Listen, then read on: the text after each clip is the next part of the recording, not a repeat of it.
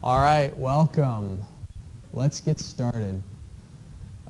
This is the day that we get to start using HY8, and I've got a special place in my heart for HY8 because my first job interview ever, I got it because they noticed I said HY8 on my resume. It's just so happened that they had a project where they were going to need to start analyzing some culverts, and nobody in the office there had ever used HY8 before, and I'd used it for about one class period, just like you're going to, but it was enough.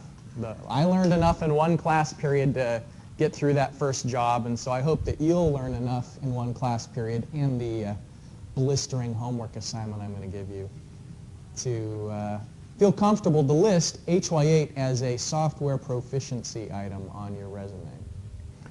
All right, so I like this. I like today's lecture. Announcements, your first homework assignment related to flumes, culverts, and HY8, that's due on Tuesday. Now, we're not going to be here on Tuesday. Like I said before, both of next week's lectures are online, and in fact, I just made one mega lecture. It's a single video, so you can break it up into pieces if you like, but it's available now on YouTube, and the link for it is also available on MU Online. Let me go here to our course content. So here's the link. If you don't want to search in YouTube for it, you can just click on the link and it'll begin. All right, so we don't meet Tuesday or Thursday of next week, but you do submit your homework assignment on Tuesday on MU Online, and you've got experience with that from last year. I'll also mention that homework 2 is also posted, and you can start looking at what that is, stormwater control and rational method.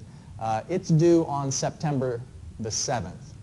And so that's not immediately when we get back together. So if the recorded lecture, you're still fuzzy on how to do that assignment after the recorded lecture, we'll have Monday, Tuesday, Wednesday for you to come see me in my office and address questions before the assignment's due on Thursday.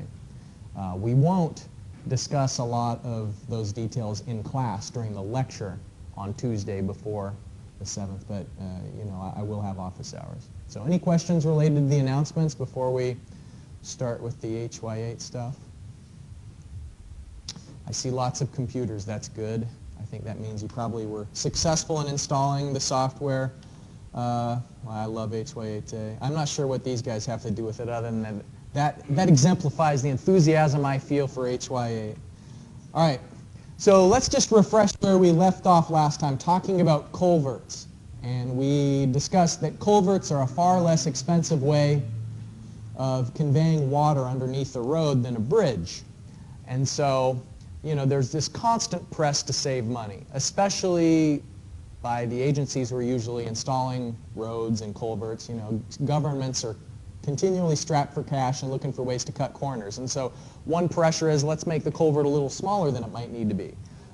So there are consequences to that. If a culvert is sized wrong, what do you think happens if it's too small, for instance? The pipe's too small for the water.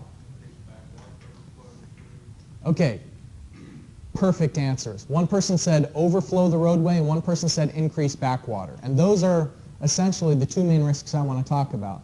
So if the roadway and the face of the slope that the water would encounter is reinforced, so if it's a paved road and if you've got like nice riprap on the face of the road that the water would be touching, then maybe the overtopping isn't necessarily going to cause a lot of damage.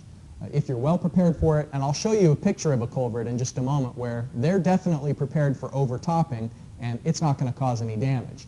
But there still is kind of a geotechnical risk that can occur when the water upstream of the culvert begins to pool. There's going to be a lot of pressure forcing the water through the culvert, and it can seep through the soil, and over time that can cause some problems. So let me dim the lights a little bit more so that you can get a good view of these pictures. All right.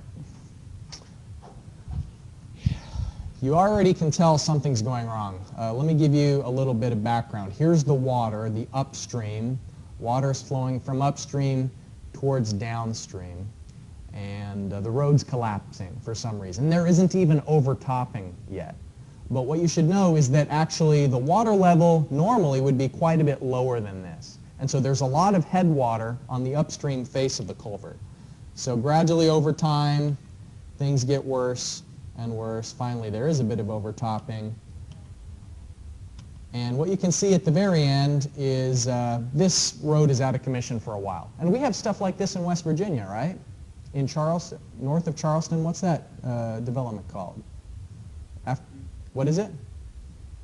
Elkview, yeah. I drove past it over the summer. Basically, it's a shopping center on a hill that's a ghost town now. You know, there's, I think, like a Target up there, and, you know, essentially during the big flood last summer, a culvert got washed out, like on the order of this bad, and now all the people who work there don't have jobs anymore. All those businesses are shut until they figure out how to repair the issue. So when culverts are sized wrong, it can cause a risk to safety. You know, this is during the day, and the cops are out. They're not going to let anybody drive over that. But we've all seen plenty of idiot drivers who think, oh, that's a puddle. I'll just go ahead and drive through that puddle. It doesn't look too deep. And so, you know, if a car went in there, unless it's going really fast, those guys are going to be in trouble, right? So it's a safety risk, and it's an inconvenience, property damage. So getting the culvert sizing correct has consequences. Now, there are a variety of conditions that can occur depending on the relative height of the inlet and the outlet, depending on the flow rates. And so we're just going to look at a couple of images here of the inlet control conditions first, and then the outlet control conditions in just a moment. We won't go through the manual ways of calculating the flow rate through culverts in each of these cases. The equations are in your book, but since we're going to be using HY8, I think it's good enough for you to see these different conditions and be aware that there are going to be hydraulic implications of the fact that, for instance, if you have a hydraulic jump inside of the barrel, these are sometimes called barrels, the culverts, so you've got a hydraulic jump, and so at this point the water's in contact with the top of the pipe, so the amount of energy loss through this culvert is going to be different than if the water's not in contact with the top of the barrel part of the way. And so these are just different conditions that can arise. Whether the inlet is fully submerged is only part of the story. There can be an unsubmerged inlet with no hydraulic jump, an unsubmerged inlet with a hydraulic jump, and then submerged with and without hydraulic jumps. So those are, roughly speaking, the four potential conditions for inlet control. Now, why is there a hydraulic jump in this barrel and not in this one? Do you remember what determines whether there's a hydraulic jump, when do hydraulic jumps form? Okay, good. Yeah, you're remembering back. Supercritical flow upstream of the hydraulic jump, and why does it go through the jump? What's that? It's transitioning to subcritical, but why? Why did it go from super to sub? The slope was too shallow. The slope couldn't support supercritical flow. So supercritical flow can only be justified if there's enough energy to keep the velocity moving. And in this case, we don't see. They're not exaggerating the slopes to make it plain for us. But in this case, if it's supercritical flow, the slope is a supercritical slope. But here, the slope is mild. And so we have supercritical flow that transitions to sub. And so we have to kind of keep in mind what is the slope of the culvert, in addition to its diameter, is going to have an impact on the capacity. So now here are some looks at outlet control. And what you'll notice for outlet control is that we have two situations where the outlet is submerged, and then one situation where it's not submerged, but the pipe is flowing full. So there's no backwater pressure on the outlet of the culvert in this situation. It's flowing as though it's a pipe, a fully flow, pressurized pipe flow situation. And then there can be cases where it's outlet controlled, but the pipe isn't full all the way. And those are mainly where the headwater is submerging it, and so it's not a hydraulic jump that's occurring, but there's more capacity in the pipe than capacity in the inlet. And so over time, the water level is decreasing because the pipe slope is enough that actually we don't have uniform conditions inside the pipe. So for the nuts and bolts of these inlet and outlet conditions, I'm going to encourage you to review the textbook. And remember, it's important to be doing that anyway, just because there are certain vocabulary words that you need to begin drilling yourself on the definitions. And you know, I'll probably use the vast majority of those vocabulary words during the lectures, but I may not stop to explicitly define each one of them in the same way that you need to be familiar for the quizzes that we'll have. So in the olden days, back like Little House on the Prairie, and whenever my kids want to like talk about, man, so long ago, they always say the 80s. Back in the 80s, you know, did you even have computers in the 80s? Yeah, we had computers. It's just that they had green and black screens was all. All right, so back in the 80s, long, long ago, this is how culverts were sized, is with nomographs. And with nomographs, what you'd do is you'd intersect the diameter of a culvert along with a headwater depth, and then that would tell you what discharge you can expect through there. And so it was just for a variety of inlet and outlet conditions, these different graphs where you would have 2 points, and then the third point would be dependent, and that would be your solution to the culvert's capacity. Well, we can do better than that nowadays. We don't have to use these nomographs. And it's not that there's anything necessarily wrong with the nomographs, but in design, we have to iterate. You learned that the hard way with your project last semester in 331, that you're constantly changing pipe diameters to try and make it just barely good enough to meet the criteria. You know, you didn't want to deliver too much pressure because then that's meaning that the pipe size is unnecessarily big. You just want to satisfy the requirements with the least amount of materials. And so the same thing is true with culverts, is we want our requirements to be clearly defined and good enough so that there isn't going to be risk to safety, loss of life, damage to property. We want to make sure our criteria are good, but then when we're comfortable with our criteria, just be relentless in trying to decrease the diameter and decrease the cost. All right, so here is that really well-armored culvert that I was telling you about a few minutes ago. What they have here, this is in the UAE. This is, you know, here in West Virginia we have haulers, okay? In the UAE they have wadis. It basically just means like a canyon. And so when there's a lot of rain suddenly, it doesn't rain very frequently, but when it rains hard, and the ground doesn't absorb much water. And so they have these really raging flash floods, similar to the flash floods that they get in Arizona, New Mexico, parts of Texas. So when the water comes through, it comes through quickly. So for one thing, they'll have these big culverts, and just to illustrate the size, here's, you know, human height, so twice my height. But you can see that they have pretty large boulders rip-wrapped, and then just to make sure that it's not going anywhere, they are putting kind of like a wire mesh over the face of it. So they're not going to have this road undermined by the water scouring the fill underneath the road. It's there to stay. The HY8 software that we're going to be using today, it's kind of nice. It's had a graphical interface now for about 10 years. The first few times that I taught this program to students, it didn't have a graphical interface. It kind of was like operating in DOS mode. And so it was a little bit more tricky to put the values in, but still a lot easier to iterate than if you're using the nomographs.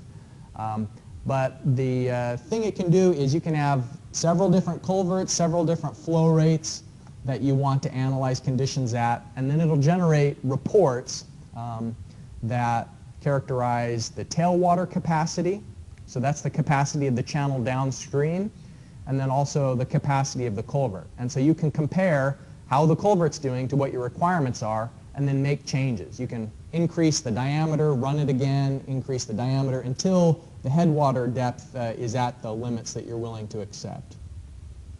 All right, so here's what we're going to do. We're going to begin getting a feel for how HY8 works by working through 3 examples. And it's all we're going to do for the rest of the class period is work through these examples together.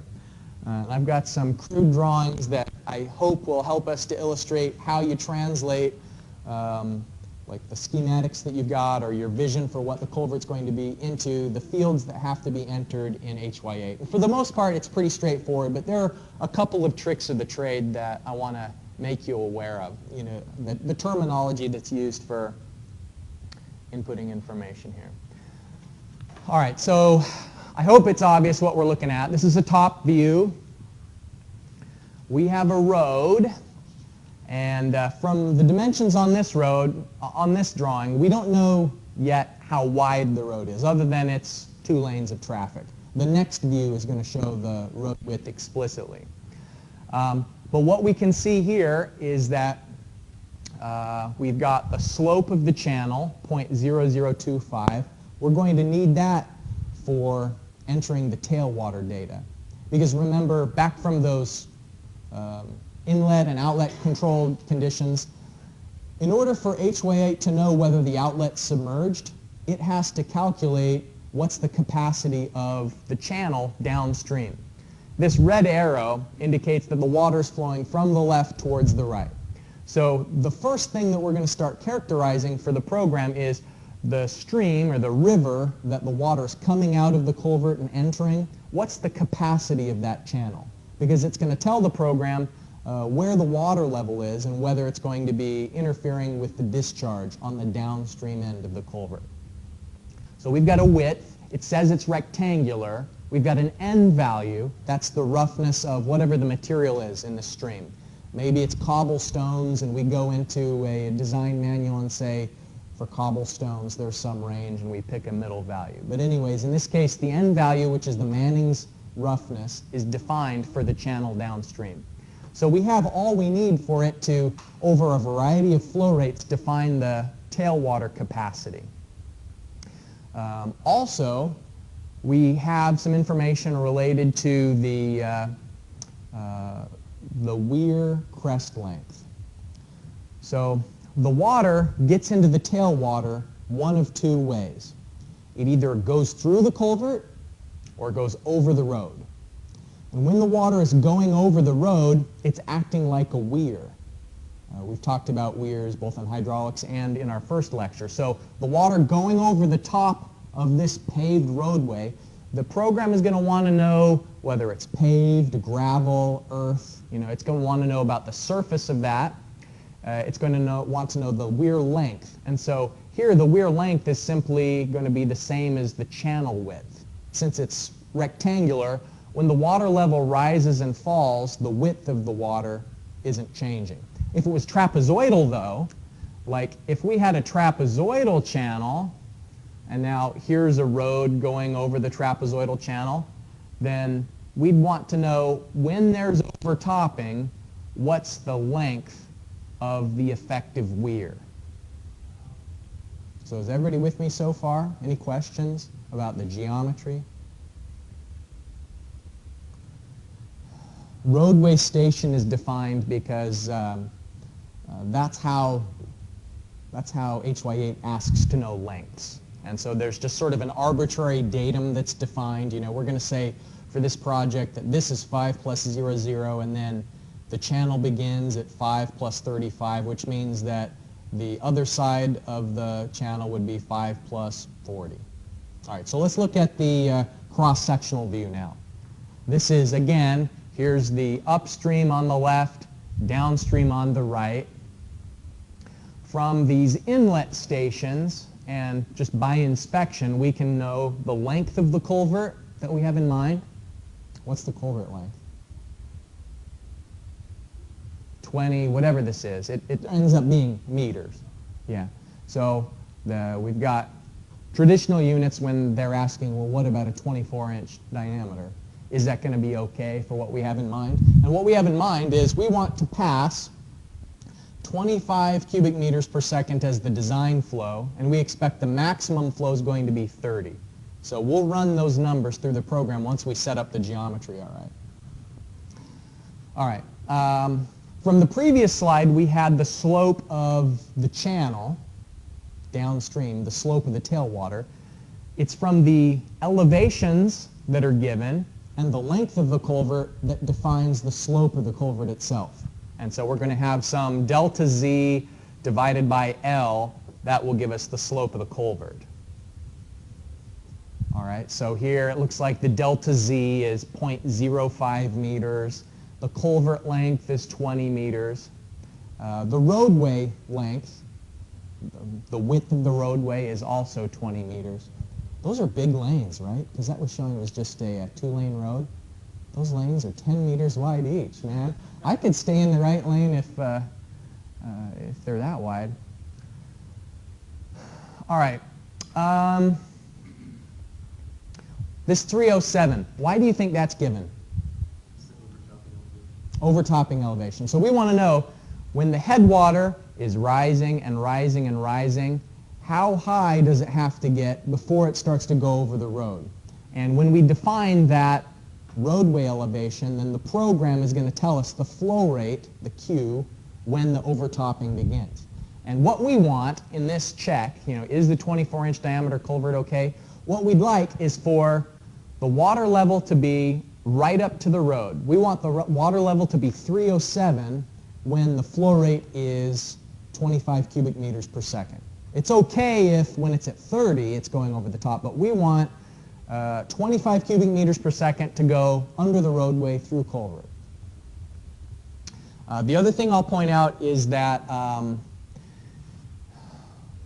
the invert, that word invert means the bottom of the pipe. Crown means the top of the pipe, invert means the bottom of the pipe. And so sometimes that becomes important to understand the geometry. All right, so let's fire up the program if you haven't already. All right, we're going to create a new project, add a culvert crossing. All right, good.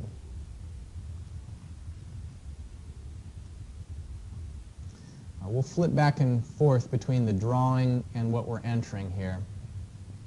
Okay, we're going to do our calculations from a minimum flow rate of 0 to a design flow rate. Oh, okay, by the way, first thing, units here, it's in traditional units right now, so cancel. We have to change the units over here to SI. All right, once we have it in SI units, then we can create a culvert crossing.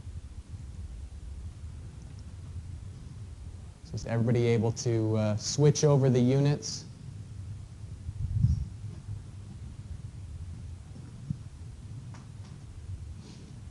How do you manage to get this to run on your Mac? I have a boot camp. I have Okay. Sweet. All right, so we're in SI units, so we're going to go from 0 to 25 as the design flow and then 30 as the maximum. All right, now it's starting to ask information about the tailwater. Remember from this first drawing it said it's a rectangular channel, has a width of 5 and a slope of 0.0025. So let's put that in. It has a bottom width of 5 meters, channel slope of 0.0025, Manning's N was 0.05, and then the channel invert elevation. We didn't talk about that. Channel invert elevation. This has the outlet invert elevation. The program can allow you to have different elevations for the tailwater and the culvert. And sometimes you may have a culvert discharging into a stream several feet above where the stream level it is. And so here the two elevations are the same, but that doesn't necessarily have to be the case. So what we're going to say is the channel invert is at 299.95. Oops. All right, so channel invert 299.95.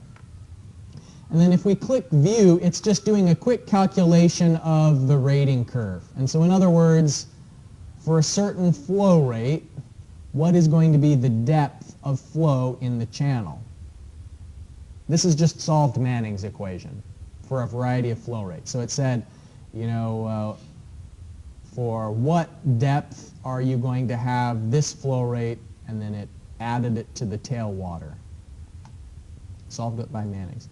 All right, so we've got that in our back pocket. The tailwater data is defined. Now it wants to know about the roadway. We got a couple of different options here. We're going to start with constant roadway elevation. It's the easiest. It's assuming that there isn't a sag. So it's just assuming that the roadway elevation is staying the same. But in many cases, that might not be true. There will be plenty of situations where you have a road coming down into a depression, and then the, you know, here's your stream and the culvert. And so if there was overtopping, depending on how high the water level gets, you may have a different crest length for the weir. And that's why there are these other options to go beyond the constant roadway elevation. And so instead what you could do is you could have an irregular elevation, and then you'd define like what's the shape of that sag just by giving it XY coordinates. For purposes of illustration, let's just go simple and say it's a constant roadway elevation. Now the roadway station, this first roadway station is 5 plus 35. 535. It doesn't actually use this, I don't think, for calculations. It's just for reference purposes. The crest length is 5 meters. That was the same as the 5-meter channel width. The crest elevation we get from here, it's 307 meters based on the side view. It's paved, and then the top width of that channel, top width 20 meters, because we have the road basically is the same length as the culvert. Maybe it's a little bit shorter, but we don't have any other specific dimensions besides it goes most of the way of the culvert. So we're going to say it's 20 meters. Yes? The elevation? No. 307. 307 here. Yeah. I mean, it's 7 meters above the bottom of the channel, but we're just saying like maybe it's sea level elevations that we're using as the vertical datum. What was your question? For the channel elevation, why did you use the outlet? Because the channel it was asking about was the tailwater. And so we're defining the channel conditions after the water comes out of the culvert.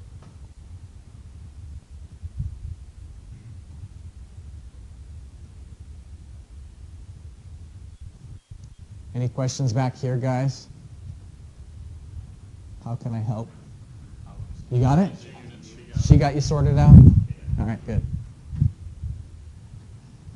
Traditional units, always causing problems. All right, so, not that. Now let's give it the culvert information. What we're trying to find out is if a 24-inch concrete circular culvert is okay. But we need to enter the diameter in terms of millimeters. So what's the conversion from 24 inches to millimeters? I think it's 610 millimeters, right? Because it's 25.4 millimeters.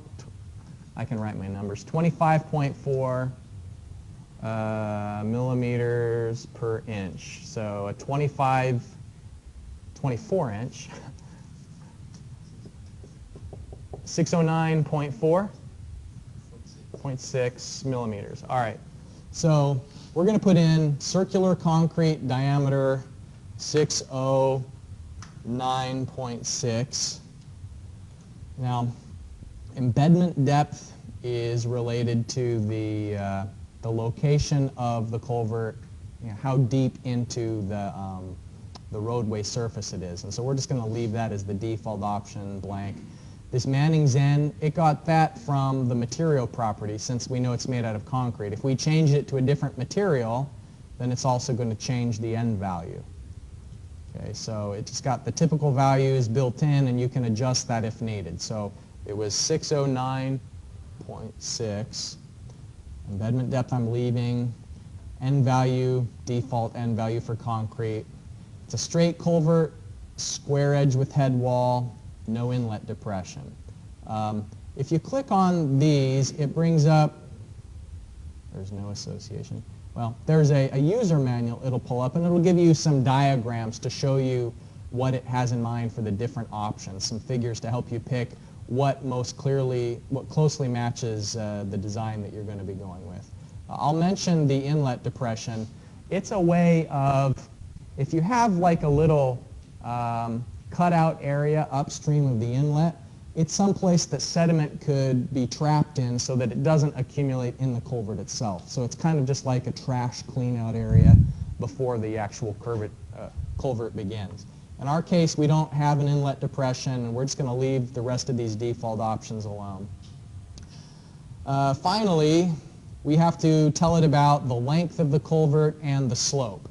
So the inlet station of the culvert is at 100, the outlet station is at 120. Okay, so inlet station, 100 meters. Inlet elevation was 300. Outlet station, 120. Outlet elevation, I think, was 299.95. Right? Just from the drawings here. The length, the elevations, and so from that, it's going to know the slope of the culvert. And there's only one of these 609 millimeter barrels. So we can click Analyze Crossing and get a pretty quick answer on whether this pipe's going to be big enough to prevent overtopping. Well, let's take a look at the result here. What it says is that, all right, we start to get overtopping at 2 cubic meters per second. So this pipe is nowhere near big enough to convey 25 cubic meters per second. I mean, and that didn't make any sense anyway. If we go back to reasonableness, think about a cubic meter. It's pretty big, right? 1 meter by 1 meter by 1 meter. Okay, we want 25 of those per second to get through a 2-foot diameter pipe. That's just not going to happen, right? And this bears that out. This says that if you have 7 meters of head pushing that water through the pipe, you can get 2 cubic meters per second before overtopping. But 25 cubic meters per second, only a little bit of it is going to be going through the culvert, and the vast majority of that flow is going to be as roadway discharge doing the overtopping. All right, so we've got our answer. We could plot a rating curve of the culvert. Now this is different than the tailwater rating curve. This rating curve is showing the culvert's capacity as a function of elevation. Oh, this is the total. All right, so I guess that's including the culvert and the overtopping.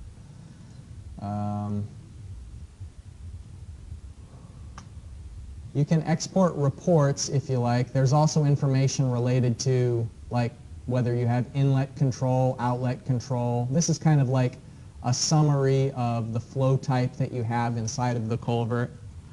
But we've got our answer, and if we wanted to now try and iterate to see how big should that single barrel be to convey 25 cubic meters per second, we can go in here and change the diameter until we get a match. So for instance, if we went from 600 millimeters to 2,500 millimeters and then analyze the crossing, things are getting better.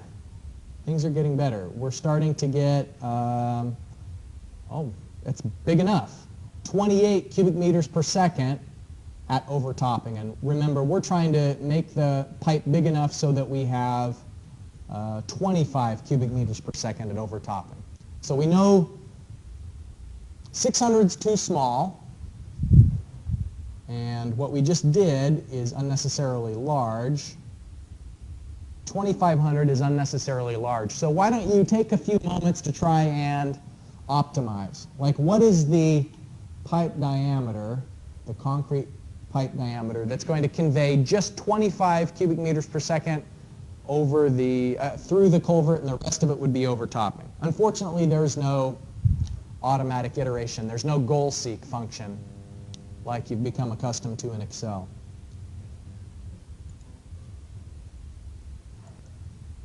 So this is showing a cross-sectional view of what happens at 2,500 millimeters. You know, how high the water level gets at the design discharge of 25.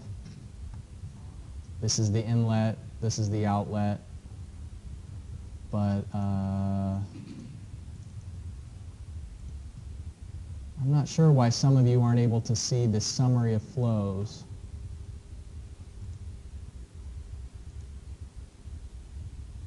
I'll try and figure that out, and if I crack that error nut, then I'll send you an email, but it's not something I've ever seen prior to today's class. I don't know if it's maybe related to this is version 7.5. I've been using 7.4 before now and never had that problem. Inconsistent computer problems are the hardest ones to solve. All right, so here's the second example we're going to take a look at. Okay, here's our side view. We want to know for this culvert, which is a concrete box culvert, but we have a different N value, 0.013, so it's slightly more rough than the default N that it has for concrete of 0.012. So it's 1.5 meters by 1.5 meters box culvert. We know the slope of the culvert, the length. So now you're going to have to do a little bit of calculations aside from what you put into HY8, because remember what HY8 wants is it wants invert elevations. And here we don't have any absolute elevations. So you're just going to have to make your own datum and say, you know, maybe the inlet invert is 100, so then what does that make the outlet invert based on the length and slope that you're given? But what we want to know is what flow rate will cause the headwater depth to be 2 meters, and we have a downstream channel width and an upstream channel width of 5 meters. And then if you're going to be changing that, if we are going to be changing the channel width, so if we wanted to increase or decrease the channel width, then what would the channel width have to be to cause the tailwater depth to be 2 for the flow rate to be found in part A? So in part B, rather than iterating the culvert, you're going to be iterating the tailwater, the width of the tailwater. All right, so what I'd recommend you do to start off with is calculate what are the invert elevations you're going to use, and then try and translate this problem into the stuff that you have to enter into HY8. And then I'll start working the solution here in a few minutes after you've had a chance to try it on your own.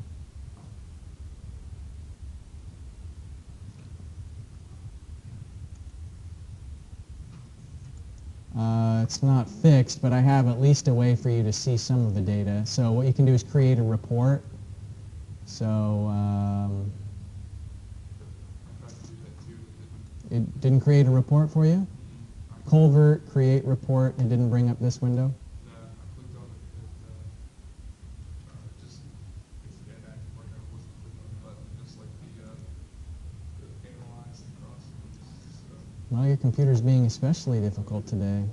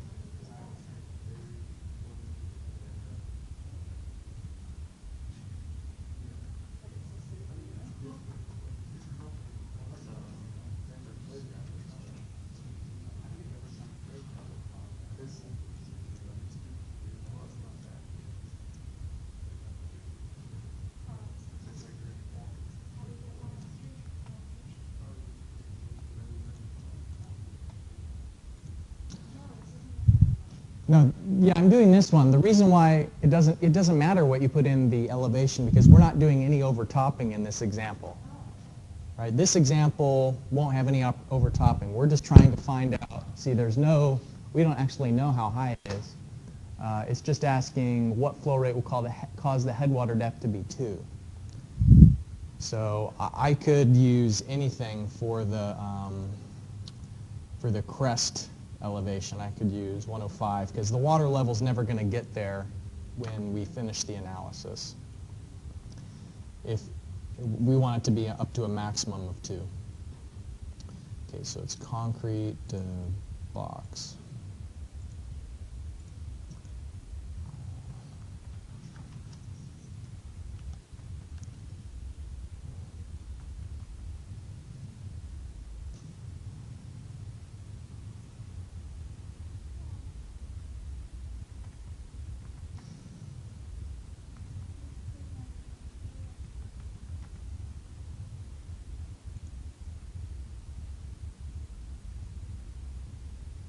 Okay, so part A of this example is asking what flow rate will cause the headwater depth to be 2.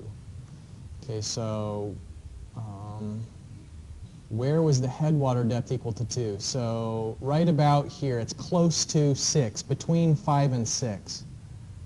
So what I can do is I can tell it to run the analysis from 5 to 6 to get a more accurate view, because right now the range is from 0 to 12, and it's over this range. So I want to sort of narrow in what flow rate was the headwater equal to 2. So let me change this again. So I'll do it from minimum of 5 to maximum of 6. Okay, analyze the crossing. So here it is, 102.01, so it's about 5.7 cubic meters per second is the discharge. Here, the Q that will cause the headwater depth to be equal to 2. Okay.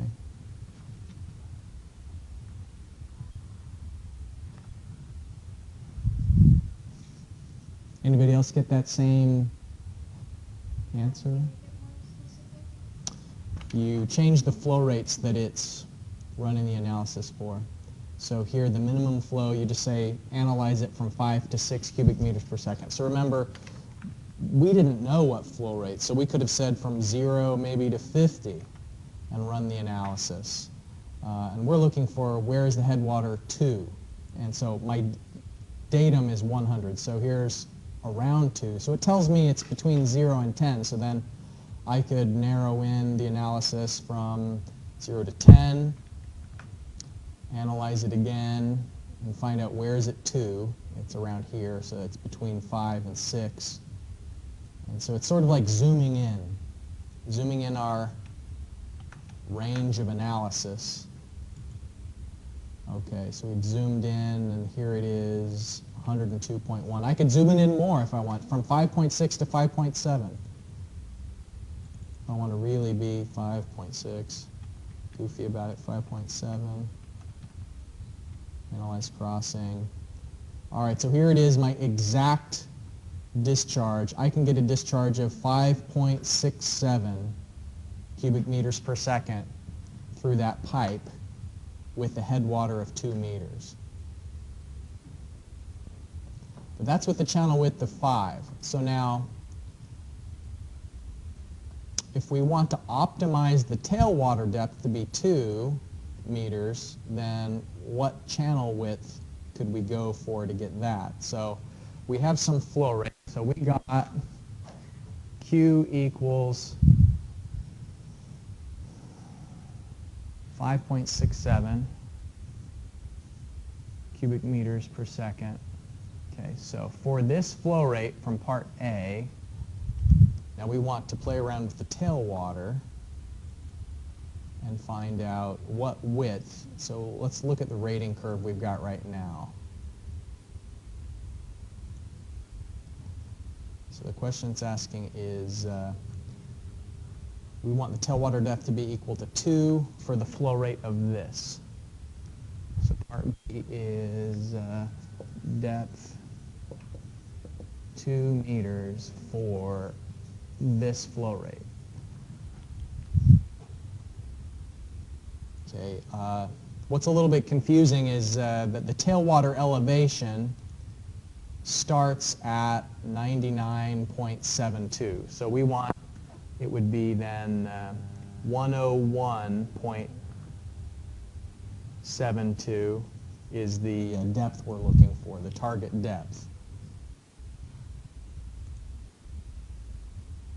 So elevation,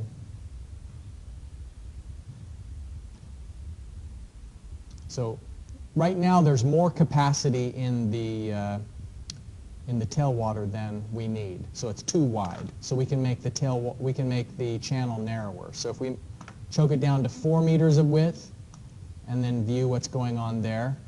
So we want the elevation to be 101.72 and looking for the flow rate of 5.67. So 5.67, right now it's 101.075, so that's still too wide. So we can optimize the width further. We can go for 3.5. View the tailwater. Okay, so we're looking for 101. Still a little bit closer, but we're not there yet. So we'll make it down to 3. View that. Still, we can make it narrower, 2.5. All right, we're getting pretty close now because we want it to be 101.72 at the flow rate of 5.67. So we're getting real close. We just decrease it a bit more, maybe 2.4 meters of width. And that's too far, right? Because we want it to be 5.67, 101.72, not 101.76. And so and we back off a little, maybe 2.45.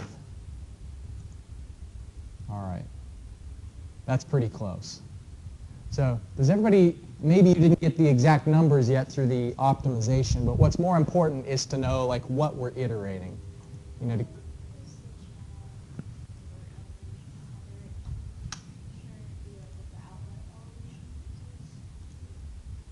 yeah, it should. Exactly, yeah. I made a mistake there. Yes, it will. All right.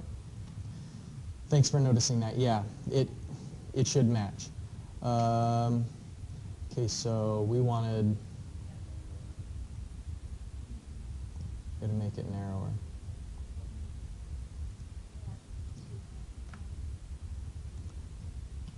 Two is too narrow.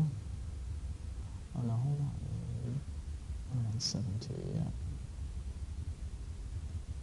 You got 2.15?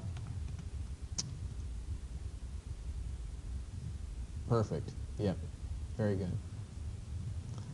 All right, so let's look at the diagram here. And the point I wanted to make with this is that sometimes you don't have all the information you need to run the program. You just have to make an assumption or say, I'm going to call my datum is going to be 0 or my datum is going to be 100.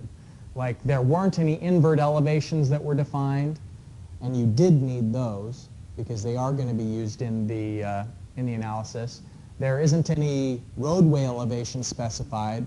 You don't necessarily need to have that because we're not ever going to have overtopping. So you just make it some high number because we wanted to limit the headwater to 2 and with no overtopping.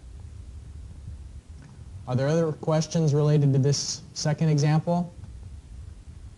Okay, well let's look at one more. Design. Here you're going to design a culvert so that the maximum headwater is 7 meters. And then design a different culvert so that you can have 1 cubic meter per second of overtopping. Okay, so this is another situation where no inverts have been specified, but what you do have is the slope of the channel. You've got the length of the culvert, 40 meters, which is also going to be the same as the roadway width. and then the invert of the channel does match the invert of the outlet. So make sure that the tailwater elevation is the same as the outlet invert elevation. So design a culvert. It can be a concrete box, it can be a circular pipe, whatever you choose to use for your design.